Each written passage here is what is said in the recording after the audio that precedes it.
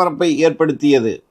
இதன் பின்னணியில் ரிதன்யாவின் கணவர், மாமியார், மாமனார் ஆகியோர் கைது செய்யப்பட்டு சிறையில் அடைக்கப்பட்டனர்.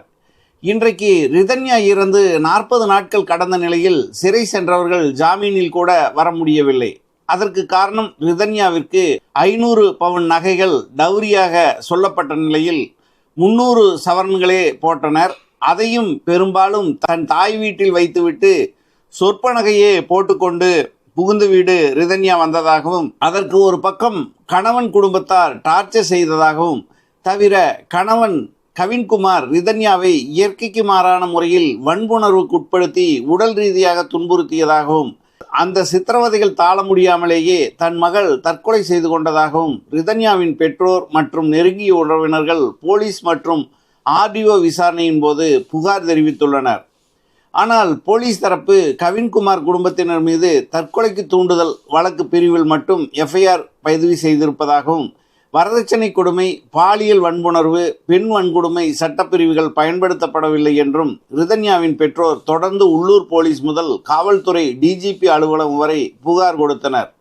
எதிர்க்கட்சி தலைவர் எடப்பாடி பழனிசாமி முதல் முதல்வரின் தனிப்பிரிவு வரையிலும் இப்புகார்கள் நீண்டுள்ளன. மேலும் ரிதன்யாவின் தந்தை அண்ணாதுரை இந்த குளறுபடிகளை எல்லாம் சுட்டிக்காட்டி நீதிமன்றங்களில் இன்ட்ரீம் பெட்டிஷன் போட்டு தன் தரப்பு வாதத்தை வைத்துள்ளார். இதன் பின்னணியில் திருப்பூர் முதன்மை நீதிமன்றத்தில் கவின்குமார், சித்ராதேவி, ஈஸ்வரமூர்த்தி ஜாமீன் மனு தள்ளுபடி செய்யப்பட்டு சென்னை உயர்நீதிமன்றத்தில் ஜாமீன் அப்பீல் மனு விசாரணை 14/8/2025 தேதிக்கு தள்ளி வைக்கப்பட்டுள்ளது.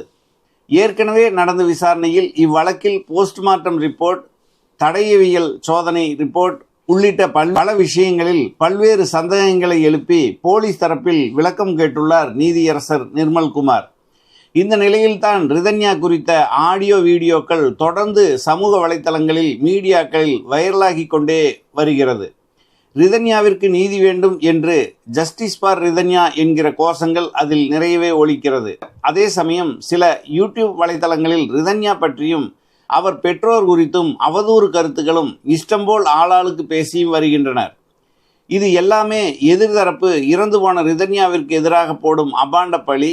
அதையெல்லாம் துடைத்தெறிந்து நீதி கிடைக்கும் வரை விடாது போராடுவேன் என சூளுரைத்து இயங்கி வருகிறார் ரிதன்யாவின் தந்தை அண்ணாதுரை. இது பற்றிய பல்வேறு செய்திகளை நாம் ஏற்கனவே நமது யூடியூபில் வெளியிட்டுள்ளோம். ரிதன்யா திருமணமாகி 15 நாட்கள் தனது உறவுக்கார 12 வயது சிறுவனை தன் புகுந்த வீட்டிலேயே வைத்திருந்தார் என்றொரு அவதூறு கருத்துக்கு நாம் ரிதன்யா தரப்பில் அப்படி இல்லை என்பதையும் பேசி விளக்கமளித்திருந்தோம். தொடர்ந்து ரிதன்யாவுடன் பள்ளியில் படித்த மாணவர்களின் பெயர்களை தேடிப்பிடித்து அவருடன் போனில் பேசியது, திருமணத்திற்கு வந்தார்களா என்று வைத்து அவருடன் தொடர்பு படுத்தி அவதூறு கிளப்ப முயன்றது ஒரு கூட்டம். அதை பற்றிய ரிதன்யா தரப்பு செய்தியும் வெளியிட்டோம். ரிதன்யா கன்னிகளியாதவர், கவின்குமாரால் பாலியல் டார்ச்சர் செய்யப்படவில்லை, அதற்கான மருத்துவ பரிசோதனை அறிக்கை வந்துவிட்டது என்றொரு ஆதாரப்பூர்வமில்லாத புகாரை சிலர் வெளியிட, அதற்கும் எதிரான விஷயங்களை ரிதன்யா பெற்றோரிடம் பேசி வெளியிட்டோம். இதில் முக்கியமாக ரிதன்யாவிடம் 3 செல்போன்கள் இருந்தன. அதில் ஒன்று உறவுக்காரர்களிடம், மற்றொன்றில் அவர் தந்தையுடனும் பேசுவதை வழக்கமாக வைத்திருந்தார். 3ஆவதாக உள்ள செல்போன் மிகவும் ரகசியமானது. அதை யாருக்காக பயன்படுத்தினார், அதில் உள்ள மர்மங்கள் வெளிவந்தாலே ரிதன்யா எப்படிப்பட்டவர், கவின்குமார் தரப்பு நிரபராதி என்று தெரிந்துவிடும் என்றெல்லாம் இட்டுக்கட்டின சில வலைத்தளங்கள். அந்த 3வது செல்போன் எதற்காக என்று ரிதன்யா பெற்றோரிடம் கேட்டபோது, ஒரு செல்போன் அப்பா அம்மா சொந்தக்காரர்களுடன் பேசுவதற்கு வைத்திருந்தார், இன்னொரு செல்போன் திருமணம் ஃபிக்ஸ் ஆனவுடன் கவின்குமாருடன் பேசுவதற்காக மட்டுமே என வைத்திருந்தார், 3வது செல்போன் அவர் தொழிலுக்காக பயன்படுத்தியது. 1.5 வருடங்களாக ரிதன்யா தான் கற்ற ஃபேஷன் டிசைனிங்கை மற்ற பெண்களுக்கு சொல்லித்தர ஒரு ட்ரைனிங் சென்டரை தன் வீட்டருகே நடத்தி வந்தார். அதில் நிறைய பெண்கள் 2 மாத பயிற்சி பெற்று தம் வீட்டிலேயே ஃபேஷன் டிசைனிங் ஒர்க் செய்து வருகின்றனர். அவர்களுடன் பேசுவதற்காகவும் அந்த தொழிலுக்கு மெட்டீரியல் வாங்குவதற்கு வர்த்தகர்களுடன் தொடர்பில் இருப்பதற்காகவும் தான் அந்த செல்போனை வைத்திருந்தார். அதில் தான் இப்போது பெரிய மர்மங்கள் இருப்பது போல் சிலர் பேசி வருகின்றனர் என்று ரிதன்யா பெற்றோர் தரப்பில் வேதனை பொங்க தெரிவித்தனர். ரிதன்யா அந்த ட்ரைனிங் சென்டர் நடத்துவதை திருமணத்திற்கு 1 மாதம் முன்பே நிறுத்திவிட்டாராம். அதற்கு காரணமும் கவின்குமார் தான் என்கின்றனர் அவரின் உறவுக்காரர்கள்.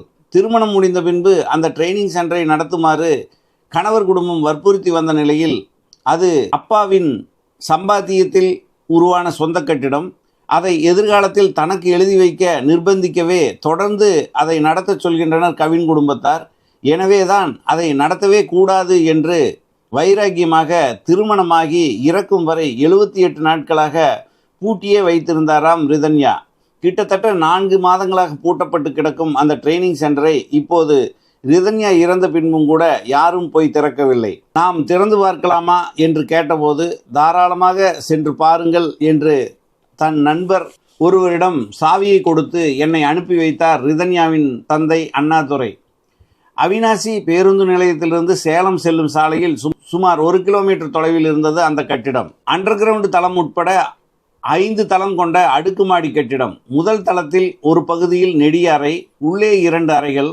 முன்புறம் தொங்கிய ரிதன்யாவிற்கு கண்ணீர் அஞ்சலி பேனரை விலக்கிவிட்டு சட்டர் கதவை திறந்தார் உடன் வந்தவர். அடுத்து ஒரு கண்ணாடி கதவு.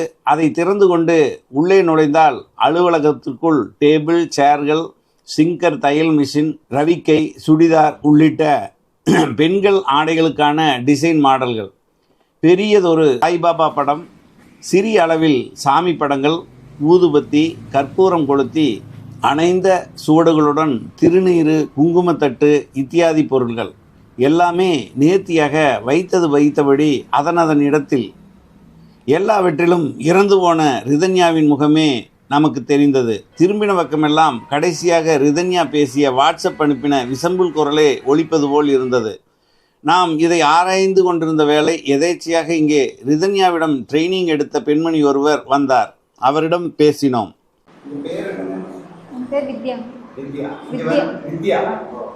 இங்க வந்து எப்ப கிளாஸ் படிச்சீங்க? 6 மாசத்துக்கு முன்னாடி. 6 மாசத்துக்கு முன்னாடி படிச்சீங்க. 2 மாசம் கோர்ஸ் இல்லையா? ஆமா. 2 மாசம் கோர்ஸ். இப்போ இது எதுக்காக படிக்க வந்தீங்க முதல்ல?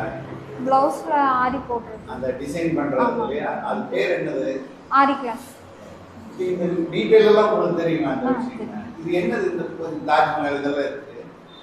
இது செயின் ஸ்டிச்சிங்க, இது ஃபில்லிங்கு, இது செயின் ஸ்டிச்சு. இதெல்லாம் அழகுபடுத்துறதுக்கு வேண்டி. ஓ, இது செஞ்சது யாரு? ஜமுக்கி. இதெல்லாம் ரிதன்யா தான். ரிதன்யாவே பண்ணதா? ஓ, இதே மாதிரி இதுங்க அதுவும் ரிதன்யா பண்ணது. இது என்னது? இது செயின் ஸ்டிச்சு. ஓஹோ, இது ஒவ்வொன்றும் ஒரு பேர் இருக்கா? ஆமாங்க. இது இது காசு, இது பீட்ஸ் ஒர்க்கு, இது த்ரெட் ஒர்க். இதெல்லாம் நீங்க பண்றீங்களா? அப்போ வீட்ல இருந்து பண்றீங்களா? ஓ, இது அதேதான். இப்போ இதெல்லாம் என்ன ஜாக்கெட்ல வைக்கிற டிசைனா இல்ல வேற எதுலயும் வைப்பாங்களா? எதுல வேணாலும் வைக்கலாம். ஓ, சுடிதார் எல்லா இதுலயும் பண்றாங்க இல்லையா? இது வரும்போது இது வந்து கிளாஸ் எப்படி எடுப்பாங்க? முதல்ல இதுல இருந்து ஆரம்பிப்பாங்க. ஆமா, ஃபர்ஸ்ட் இதுல இருந்து ஆரம்பிப்பாங்க. என்ன சொல்லுவாங்க இதுல? என்ன சொல்லி கொடுக்கறதுல? இது செயின் ஸ்டிச் ஃபர்ஸ்ட் சொல்லுவா. சரி. அப்புறம் அது வந்து ஒவ்வொரு ஷேப்பா சொல்லணும். ஓஹோ. அதுக்கப்புறம் இது, அப்புறம் ஒவ்வொரு பீட்ஸு, ஜமுக்கி, இந்த காசு இதெல்லாம் வச்சு ஒவ்வொரு ஸ்டிச் வரும். ஓ, இதெல்லாம் கத்துக்கிறதுக்கு எத்தனை நாள் ஆகுது? இதுக்கு மட்டுமே? இதுக்கு மட்டுமே எப்படியும் லீவ் எடுக்காம வந்தா எப்படியும் 2 மாசத்துக்குள்ள முடிச்சிடலாம். 2 மாசம். இது ஃபுல்லா தெரிஞ்சாவே போதும். இதுலயும் பேசிக், அட்வான்ஸ் அந்த மாதிரி லெவல் இருக்கு. இதுக்குள்ள என்னெல்லாம் இருக்குது டாக்டர்ல? நீங்க சிங்கிள் மிஷின்ல பண்ணுவீங்களா? எல்லாரும் சொல்லி கொடுப்பாங்களா? இது மிஷின் ஒர்க் எல்லாம் அவ சொல்ல மாட்டான். அப்படியா? இந்த டிசைன் மட்டும். டிசைன் மட்டும். நீங்க வரும்போது எத்தனை பொண்ணு படிச்சிட்டு இருந்தாங்க? நான் வரும்போது ஒரு 8 பேர் பக்கம். காலையில எத்தனை மணிக்கு வந்து எத்தனை மணிக்கு போறது? நாங்க 10:30க்கு வருவோங்க. சாயந்தரம் 4 மணிக்கு தான் போவோம். ஒரு சிலர் மதியத்துக்கு போயிடுவாங்க. எங்களுக்கு வீடு பக்கங்காட்டிக்கு 4 மணி வரைக்கும். அப்படி என்னென்ன பண்ணுவீங்க? 10 மணி ஆன்லைன்லயே எடுப்பாவா கிளாஸ். ஓஹோ. எப்படி பழகிறதுக்கெல்லாம் நல்ல சுபாவா எப்படி பழகுவீங்க? நல்லா ஹெல்பிங் மைண்ட் இருக்கு. எந்த மாதிரி எல்லாம் ஹெல்ப் பண்ணிருக்காரு? ஃபீஸ்ல கொஞ்சம் கம்மி பண்ணுவாங்க. சரி சரி. ரொம்ப சாய்பாபா பக்தரா? ஆமா, எல்லா சாமியுமே கும்பிடுவாங்க. இதுக்குள்ள இருக்கிற இதெல்லாம் என்ன?